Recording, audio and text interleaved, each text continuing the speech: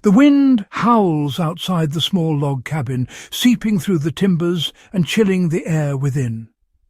Inside, flickering firelight casts restless shadows as a child's cough breaks the tense silence. The parents exchange worried glances. In this isolated world, a winter illness is a battle for survival.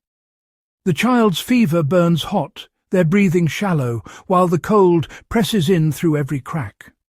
With no doctor nearby, the family must rely on their own knowledge and what little they have. The mother, guided by wisdom, passed down through generations, becomes the healer. Mustard, onions, vinegar, ordinary items become their arsenal against the sickness. Each cough is a reminder of the stakes. Before modern medicine, winter's beauty was shadowed by danger. Survival depends on resilience, resourcefulness, and the ancient knowledge of the land. Tonight, the family fights not just for health, but for hope, using remedies as old as the hills.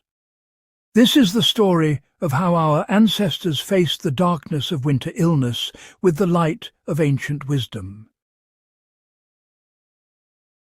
Imagine a world without antibiotics, where a simple cut could mean disaster and a cough could turn deadly.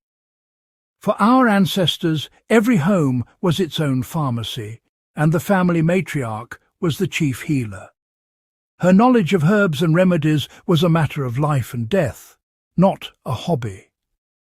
She gathered plants in summer, dried them for winter, and crafted salves and tonics from what the land provided. Infections lurked everywhere, and without germ theory, people relied on observation and tradition. Remedies were refined by trial and error, and every recovery was a victory for ancestral wisdom. There was no waiting for a distant doctor. Action was immediate and self-reliant. The kitchen was both laboratory and pharmacy, and practical skills were as vital as any tool. This world demanded resilience and respect for nature's healing power.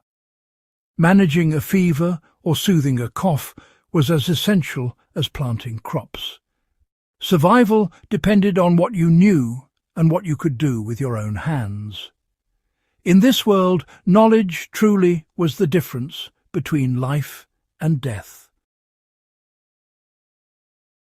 Among the most dramatic home remedies was the mustard plaster, a fiery poultice meant to draw out illness. Mustard powder mixed with flour and water became a potent paste, spread on cloth and applied to the chest. The heat was intense, causing the skin to redden and tingle, believed to pull sickness from the lungs. The science mustard's compounds dilate blood vessels, bringing warmth and relief to tight, aching chests. While it didn't cure infection, it eased pain and gave caregivers a sense of control. The ritual of preparing and applying the plaster was an act of hope and determination. For many, this simple remedy brought comfort in the darkest hours of illness. The mustard plaster stands as a symbol of active, hands-on healing in the face of fear. The onion, humble in the kitchen, was revered as medicine, especially for coughs. Onion syrup was made by layering sliced onions with sugar or honey, left to draw out a sweet, pungent liquid. This syrup soothed sore throats, calmed coughs, and helped break up stubborn chest congestion. Onions contain sulfur compounds and flavonoids, which thin mucus and reduce inflammation. A spoonful coated the throat, while honey added its own antibacterial power. This gentle, effective remedy worked with the body, not against it. Onion syrup is a perfect example of food as medicine. Simple, accessible, and powerful. It's a testament to the wisdom of turning everyday ingredients into healing tools. Before vaporizers, steam inhalation was a cornerstone of respiratory care. Boiling water released soothing vapour. Leaning over the pot, a towel draped overhead brought instant relief to tight chests and blocked sinuses. But our ancestors didn't stop at plain water. They added pine needles, thyme, or eucalyptus for extra healing.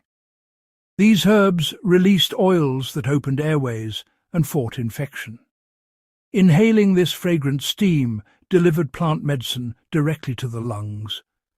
The ritual was simple, the relief profound. It was a way to borrow the forest's breath, harnessing nature's power to heal. Steam inhalation combined physical comfort with the wisdom of herbal medicine. It's a vivid reminder of our deep connection to the natural world. Prevention was as important as cure, and vinegar tonics were a daily defense. Raw apple cider vinegar, steeped with herbs like garlic, ginger, thyme or elderberries, became a potent elixir. After weeks of infusion, honey was added for taste and extra healing. These oxymels delivered antimicrobial, anti-inflammatory and immune-boosting compounds in every spoonful. Vinegar's acidity and honey's enzymes created a synergy of protection. A daily dose was believed to fortify the body against winter's threats. The science holds up. These tonics extract and preserve plant medicine effectively. Vinegar tonics were a proactive approach, arming the body before illness struck. They show a profound understanding that prevention is the best medicine.